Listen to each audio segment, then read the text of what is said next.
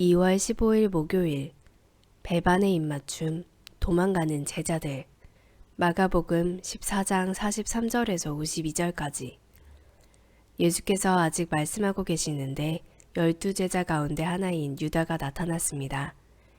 그 곁에는 칼과 몽둥이로 무장한 사람들이 함께 있었습니다.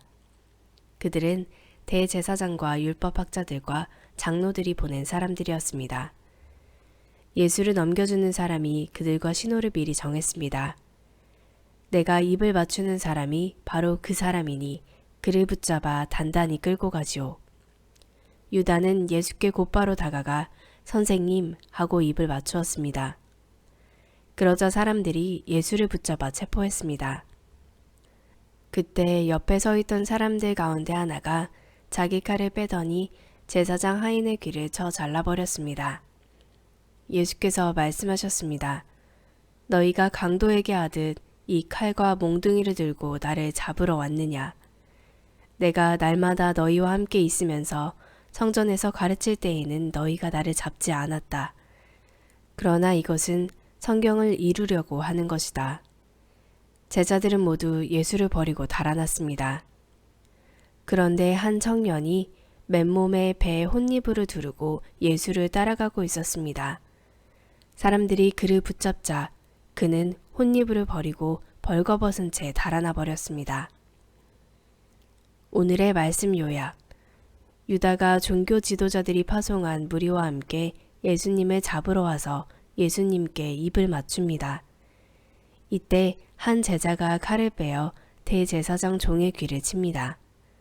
강도를 잡는 것 같이 자신을 잡으러 온 무리에게 이것은 성경을 이루려 함이라고 예수님이 말씀하십니다.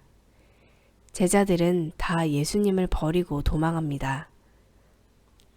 본문 해설 가룟 유다의 입맞춤 14장 43절에서 47절까지 예수님은 고난의 잔을 받기 위해 담대히 나아가십니다. 배반자 유다가 칼과 몽둥이를 든 성전 경비대를 대동하고 예수님께로 옵니다. 성전 경비대는 대제사장들이 파송한 자들입니다.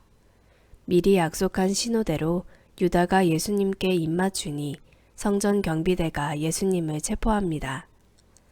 유다의 입맞춤은 존경의 입맞춤이 아니라 배반의 입맞춤입니다. 마지막 순간까지 그는 예수님을 그리스도가 아닌 선생님이라고 부릅니다. 저항하는 과정에서 제자 중 하나가 칼을 뽑아 대제사장의 종 말고의 오른쪽 귀를 쳐서 자릅니다. 예수님은 체포되는 위기 상황에서도 말고의 떨어진 귀를 고쳐주십니다. 고난의 순간에도 예수님의 사랑과 긍휼은 빛을 발합니다. 유다의 입맞춤은 어떤 의미인가요? 내가 겉과 속이 다른 행동을 할 때 생각과 마음을 살피시는 주님은 뭐라고 하실까요? 예수님을 버리고 도망하는 제자들 14장 48절에서 52절까지 예수님은 체포되실 때 저항하지 않으셨습니다. 그러나 그분이 날마다 성전에 있을 때는 체포하지 않다가 강도를 잡듯 비겁하게 밤에 체포하는 대제사장들의 간교함은 비난하십니다. 예수님이 체포에 순응하신 것은 성경을 이루시기 위함입니다. 3번에 걸친 순환 예고를 듣고도 깨닫지 못하던 제자들은 예수님이 체포되시자 모두 두려워하며 도망가 버립니다. 예수님이 당부하신 깨어 기도하라는 말씀에 실패한 제자들이 위기 상황에서 보인 행동은 부끄러운 도주입니다. 모든 일의 첫 번째 준비는 기도입니다. 기도하지 않으면 실패하는 인생이 되고 맙니다. 예수님이 잡히시자 제자들은 어떻게 행동했나요? 내가 기도로 준비하지 않아서 실패한 일이 있다면 무엇인가요? 오늘의 기도. 주님, 제자들의 배신과 고통의 십자가 앞에서도 오로지 사명의 길을 가신 주님을 바라봅니다. 제 판단이나 감정, 이익을 따라 주님의 길을 막아서거나 주님과 멀어지지 않도록 도와주소서. 오직 성경을 이루기 원하셨던 주님을 떠나지 않고 따라가는 제자가 되게 하소서.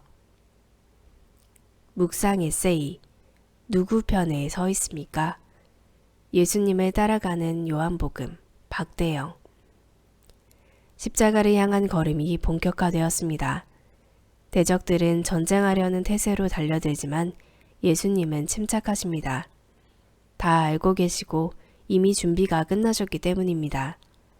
그것은 힘과 힘의 대결이 아니라 빛과 어둠의 대결입니다.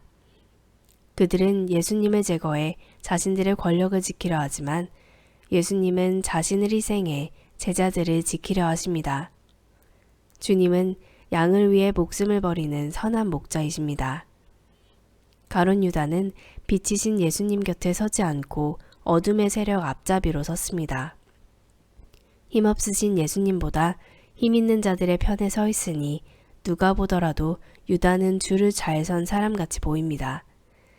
그러나 그 자리는 예수님을 파는 자리입니다. 아무리 세상의 영광을 받는 자리라 하더라도 예수님을 파는 자리에 서지 마십시오.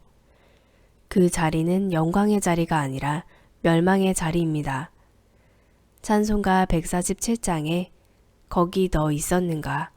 그때에 주님 그 십자가에 달릴 때 라는 가사처럼 우리는 누구 편에 서 있을지 늘 생각해야 합니다. 오늘 우리는 누구를 끌고 무엇을 들고 예수님을 찾아왔습니까? 예수님처럼 하나님이 주시는 잔을 받아 마심으로써 우리를 통해 누군가가 살아나고 자유를 얻는 구원의 역사가 있기를 바랍니다. 주님을 쫓아 사랑과 섬김이 만드는 참된 평화를 일구는 성도가 되십시오. 한절 묵상 마가복음 14장 49절. 예수님의 잡히심은 성경을 이루기 위함입니다. 예수님이 성전에서 가르치시던 때를 상기시키신 이유는 그분이 강도처럼 불의한 일을 해서 잡히시는 것이 아니기 때문입니다. 예수님은 죄인으로 취급받아야 할 이유가 없으셨지만 스스로 죄인처럼 되셨습니다. 그리고 메시아에 대해 기록된 예언을 이루셨습니다. 말씀을 이루시는 예수님의 삶은 성도의 신앙 모범입니다. 말씀 위에 서서 말씀을 이루는 삶에는 감동과 울림이 있습니다.